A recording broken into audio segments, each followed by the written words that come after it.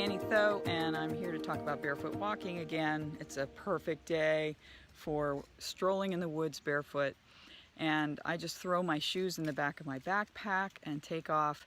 And one of the things I wanted to emphasize with this short little video is just how to be upright when walking barefoot, because we're used to walking forward and really strong heel strike. Sometimes you'll stub your toe that way in the woods, and it's quite dangerous to walk like that actually in the woods. Definitely can't walk on your heels in the woods or you're going to get a stone bruise. So we're going to go for a walk here, and I'm barefoot and holding this camera at the same time. One of the things that I like about barefoot walking is the shock absorption that happens through walking very upright and bringing your foot almost flat down on the surface of the ground. The other aspect of that kind of walk is that each step is grounding. Each step allows me to really settle into the ground, and I find I don't have to really look at my feet because I can feel that I'm straight on top of my feet, even if I wobble. So here I am holding a camera and walking barefoot, and occasionally I look down, but mostly I can feel where I am and I can see the periphery around me. It's fantastic. I walk much more aware barefoot than if I have my shoes on. So in the beginning, when you walk barefoot, there's a tendency to constantly be staring at your feet, and that's a good idea in the beginning, just to make sure that when you're stepping, your foot is flat and that you don't step solidly on a rock in the beginning or other obstacles. But after a while, with a little practice, you can be totally upright with your head and look around you and really see in the periphery and far ahead of you, so you're anticipating places that are hazards. All right, so you don't have to be looking down at your feet. If you haven't been walking barefoot for either a long time or are out of conditions because of the season, start off slow and make sure that you pull your knees up. This sense of lifting the knees so the foot can land.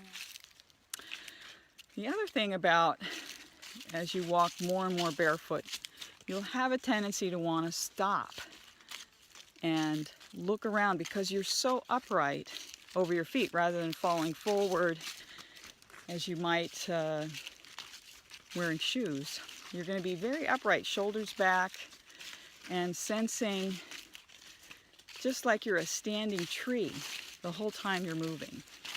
So at any point you could stop.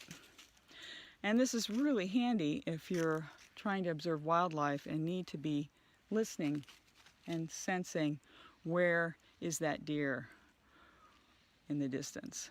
Okay, here's a fun game for you. Try to slow down and see if you can move without making any sounds on the leaves.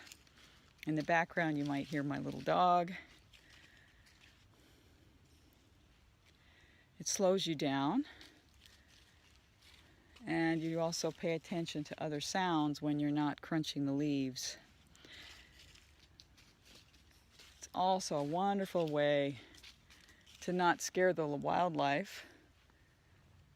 So you figure how fast can you walk or how soft can you walk so you're not crunching leaves or sticks.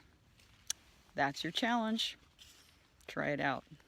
Here's another barefoot walking game to play. So you're going to practice just freezing in your step and see how long can you balance before you have to move.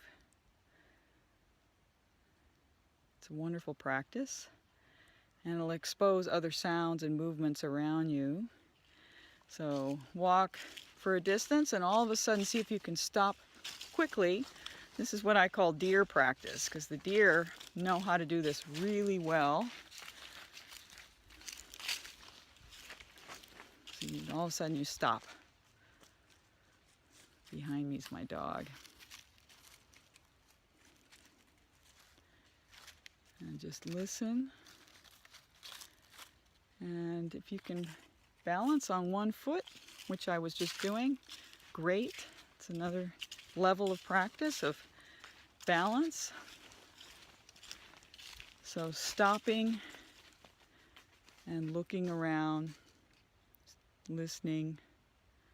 Can you tell what direction the wind is coming from? Because that also will give you an idea of if there's wildlife around you. They're going to smell you depending on which way the wind's coming. So try that one out. Okay, here's another one. You're going to try another balance practice of just walking with both hands behind your back. Something that's pretty easy to do, but it eliminates using your hands so much for balance, your arms for balance. Give it a try. See if you can walk as gracefully and relaxed as you can, but it'll also help your chest so it's pulled back when you're walking and help your head being more upright. All right, try that one out. And for the most advanced practice, it's walking on stones. And I'm by a riverbed here, and there's pretty big stones, which is pretty challenging.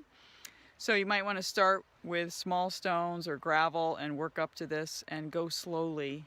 And the big key with walking on stones is being very, very upright in your posture so that you're standing just straight above, and that allows your foot and your ankle to really mold over the stones. So don't try this right off the bat till you can walk very comfortably on a trail and over sticks and things like this, because stones are hard and you want to make sure your body is very soft and malleable. One of the things that is unconscious for people is they hold their breath when they walk.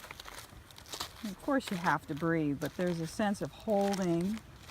And with walking on stones, you want to really, really exhale as you drop your weight so that you can first of all relax the tension in your feet and slow it down and just really let any tension in your body be released through your feet to the stones. This can be a very healing activity. And then actually even more advanced than this is walking in the river, which I might take it to the next level here. But really allow yourself to relax into the ground and watch that your head isn't bent over too much, because that makes it much more work for your body if you're rounded in your shoulders and upper body. Walking into the river. This river has lots of slippery rocks,